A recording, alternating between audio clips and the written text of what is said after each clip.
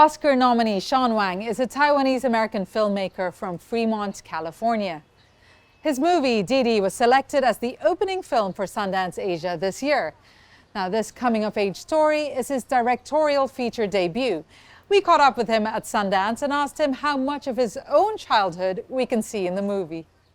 The film, Didi, the protagonist of the film, the 13-year-old, was growing up in Fremont, California, Taiwanese-American. Sounds very familiar. How much of this movie was based or inspired by your childhood? A lot and a little. I think obviously what you're alluding to is a version of me maybe when I was that age. And I think the way I think about it now is the container of the movie is sort of, a very one-to-one reflection of me, where it's, I'm the son of Taiwanese immigrants. I have an older sister who was the same age gap as the one in the movie. I was 13 in 2008. I was a skater, am a skater. But everything within that container is fictionalized or dramatized or made up to serve the themes of our story, which was, kind of about a 13-year-old boy at that time and what sort of unique things he wrestles with as a Taiwanese American boy in a city that has actually a lot of Asian American people, and what does it feel like to not fully belong in a place where it feels like you actually should. That's the thing that I think I was trying to kind of capture, and everything that within had to point back to that feeling. And so then you start writing and it just kind of becomes its own thing. But I think by starting from a real place, it was the hope that it would feel very authentic. You did kind of show his interactions with the social media of the time, MySpace, YouTube, and it's 2008. Why that era? Well, I think there's two answers to that, Vivian, which was, I mean, it's what I remember, right? I think when I looked back at my adolescence at that age and, compared to other films that explore that particular time in adolescence, you think of movies like Stand By Me or 400 Blows, Ratcatcher, all movies that have shaped me and were formative movies for me. They all explore an element of boyhood in a way that's very unique to their worlds and their characters and their settings and their eras. And I thought, the era that I grew up in when I was 13, the internet was such a big part of my life, but it wasn't my life. I was still going outside and having sort of like playground summers with my friends. We'd go mess around, but then we'd come home and be on AIM and MySpace and, that transition from MySpace to Facebook. And I had worked at Google for like 6 years before I made this movie. And I think what I was learning there was how to tell stories on screens and how to take the internet that we use every day and make it and like put it in a storytelling container. And I feel like, you hear a lot of filmmakers say the internet's not cinematic, screens aren't cinematic, but the internet completely changed. How we use the internet changed, how we talk on the internet changed, how people present themselves on the internet changed. So again, it felt like an opportunity to just take what I know, but use the knowledge we have now as storytellers to make it come alive in a way that I think has never been done before for this type of movie. You did mention that you've seen a lot of movies and about coming-of-age movies, and you didn't feel like they entirely resonated with you. So what is it about this movie that you feel, or is it more about making a movie about specifically Taiwanese Americans? I mean, it wasn't that I didn't resonate with I did resonate with other coming-of-age movies. I think that was the reason I wanted to make it very specific to a Taiwanese American boy, which is obviously what I know, but again, the movies that I mentioned earlier, like Stand By Me, 400 Blows, I see myself in those movies. I can empathize and relate to their protagonists, but I'm not, a white kid in the woods looking for a dead body, or I'm not a French kid, But again, I saw myself in those movies and those characters, and I related to that version of boyhood. And I think when I think back to the great movies in the coming-of-age canon, they all get at familiar emotions through a very specific point of view.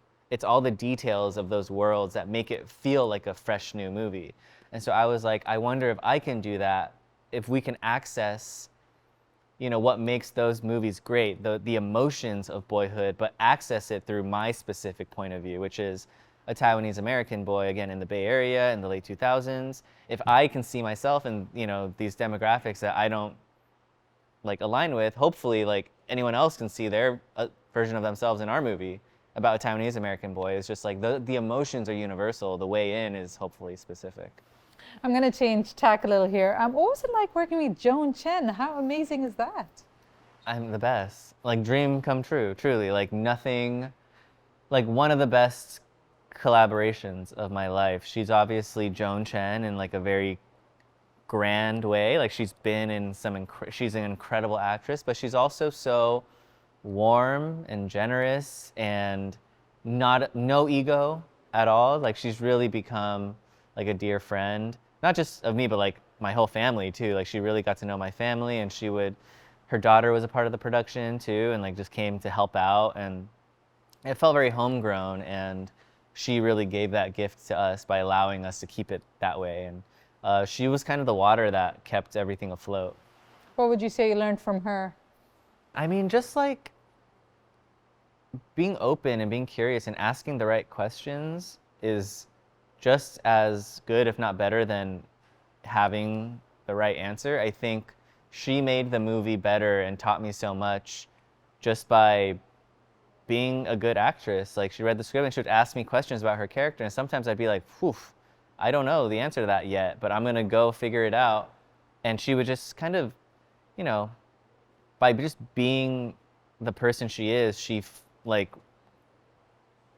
inspired me to be better and up my game. But the way that she was so malleable and flexible to support the actors around her to give their best work too is kind of how I kind of saw myself as a director. It was like, look, what do you need from me, and how can I be there to support you and create the scaffolding so that you can be and perform the best version of this character. You touch on a number of themes, and it starts off with the immigrant parents and then the sacrifices they made, and at some point the mom talks about giving up her dreams. Why do you think it was important to bring those themes up? I think, the movie is very much dedicated to my mom, but it's dedicated to immigrant parents, I think, across the board. And I think a lot of people, as they grow older, they start to see their parents more as, complex human beings. And I think for me, I started writing this movie when I was 22. And so I was kind of having that experience for myself as I entered my 20s and got to know my parents in a bit of a deeper way. And, being the son of immigrants, I turned 26. They came to America when they were 26, and I turned 26 while I was making this movie, writing the movie. And for the first time, I had this like parallel to their lives and got to compare what I'm doing now and what their lives were like. And I think all of that experience of like my own coming of age as a young adult was wrapped into this movie. And I just felt a desire to write about, them in a way. And I don't really know why, other than I felt, sometimes as a filmmaker, you're just like, oh, that's what the story wants to be. And if I don't follow that yearning, it's going to be a bad version of the movie. You're known for your Oscar-nominated documentary. Now, I'd imagine making this film would have been a very different experience, especially working with a lot of teenagers. Your documentary works with your grandmothers, you're working with your grandmothers, a completely different generation. Tell me what it was like working with these teenagers that are portraying aspects of your kind of growing up experience. It was the best. Working with my grandmas, and obviously my grandma's in the movie too, and working with the first-time actors was not that different. I think, again, it went back to being there for them as a director and realizing like, okay, these kids have never been on a movie set before. Like my grandmas have never been in a movie before. And it's like, I felt like my whole job was just knowing that, hey, like the reason we cast them was because even through a computer screen, we did months of Zoom auditions and chemistry reads. And I was like, this feels so alive and so electric. And if we can get this on set, this energy, like we'll be okay. And then on set, it's very different than being on Zoom. There's trucks and lights and 100 people.